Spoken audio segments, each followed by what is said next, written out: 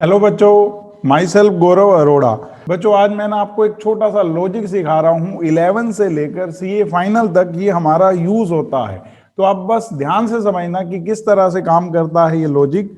अगर बच्चों आप मुझे प्रॉफिट ऑन कॉस्ट बताते हैं कि ये कॉस्ट का 1/n है, 1/5, 1/6, 1/7, तो मैं कहूंगा वही प्रॉफिट ऑन सेल हमारा 1/n+1 होगा। ये बच्चों लॉजिक किस तरह से काम करता है अभी सीखेंगे, रीजन भी और पहले वैसे भी रफली कि क्या काम कर रहा है या नहीं। जैसे आप मुझे कहते हैं कि प्रॉफिट कॉस्ट का 1/5 है, तो मैं कहूंगा सेल का 1/6। आप मुझे कहते हैं प्रॉफिट कॉस्ट का 1/10 है, तो मैं कहूंगा सेल का 1/11। या फिर वाइस वर्सा, आप मुझे कहते हैं कि प्रॉफिट सेल का 1/8 है, तो मैं कहूंगा कॉस्ट का 1/7। बच्चों जरूरत कब पड़ती है, आप मुझे कहते हैं प्रॉफिट कॉस्ट का 1/5 है, लेकिन क्वेश्चन में हमें सेल दे रखी है, कॉस्ट दे ही नहीं रखी। बच्चों फिर हमें लेट करने की जरूरत नहीं, इस लॉजिक के हिसाब से चलेंगे। एक बार आप समझना लॉजिक किस तरह से काम करता है। अभी हम इसका रीजन समझेंगे, एक बार रफली सीख रहे हैं। बच्चों profit on cost, profit on sale, उसके बाद मैं आपको कैसे डेराइव हुआ ये वो समझाऊंगा। बच्चों आप यहां समझना कि कॉस्ट में प्रॉफिट ऐड करते ही सेल आ जाती है। जैसे बच्चों मैं मानता हूं कि प्रॉफिट 1/5 ऑफ कॉस्ट है और कॉस्ट 100 है, तो ये 20 हो गया, तो सेल का 1/6।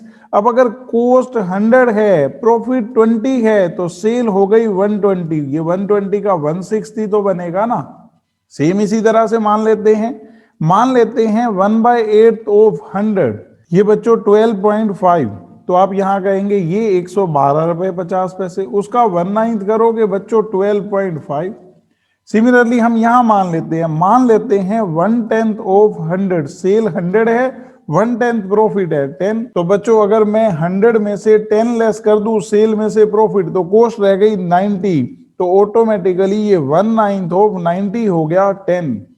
तो बच्चों आप रिलेशन को समझो पहले, रफली कुछ भी मान सकते हैं। अब बच्चों मैं आपको इसको डेराइव करना सिखाता हूं। बच्चों जब आप फ्रैक्शन की बात करते हैं ना, तो आपने याद रखना है उस केस में हमेशा लेट कोई भी चीज आप करोगे उसको 1 करोगे। जैसे एडमिशन ऑफ पार्टनर हम सीखते हैं, तो वहां पर हमें यूं बता रखा होता है ए और बी पार्टनर हैं, प्रॉफिट बांटते हैं 3:2 में। सी एक नया पार्टनर आया 1/5 शेयर के लिए, और उसके बाद वो कहता है कैलकुलेट न्यू रेशियो। तो हम क्या करते हैं, लेट टोटल प्रॉफिट 1। हम एक्स या 100 नहीं करते, क्यों? क्योंकि आपको फ्रैक्शन दे रखी है। सेम यहां पर फ्रैक्शन है 1/n, सेम बच्चों यहां पर फ्रैक्शन है 1/n, तो हमें 1/n+1 प्रूव करना है। तो मैंने माना let cost 1, profit on cost, आपने मुझे कहा 1/n ऑफ कॉस्ट है ये, तो मैंने कहा 1 का 1/n करूंगा तो 1/n ही आएगा। अब बच्चों अगर कॉस्ट में प्रॉफिट ऐड करूं तो सेल आ जाएगी, कॉस्ट प्लस प्रॉफिट। अब बच्चों कॉस्ट है हमारी 1, प्रॉफिट है 1/n। बच्चों हमने इसको किया सोल्व, n+1/n। अब बच्चों ये सेल है, आपने मेरे को कहा सर अब बता दो प्रॉफिट ऑन सेल कितना हुआ, तो मैं कहूंगा प्रॉफिट को रखो ऊपर 1/n, और बच्चों सेल को रखते हैं नीचे। ये n से n कैंसिल, तो 1/n+1 ऑफ सेल हो गया प्रॉफिट। यही रिलेशन है बच्चों, आपने याद रखना है। आपका फाइनेंशियल स्टेटमेंट जब हम लोग पढ़ते हैं 11th में, तब से ये टॉपिक शुरू होता है। इवन आप अकाउंटिंग इक्वेशन लगाओ उसमें भी यूज कर सकते हो, और उसके जस्ट आगे +2 से तो बच्चों ये यूज होता है रेशो के चैप्टर में, और सीए में तो आप ये समझो फाउंडेशन, इंटर, फाइनल।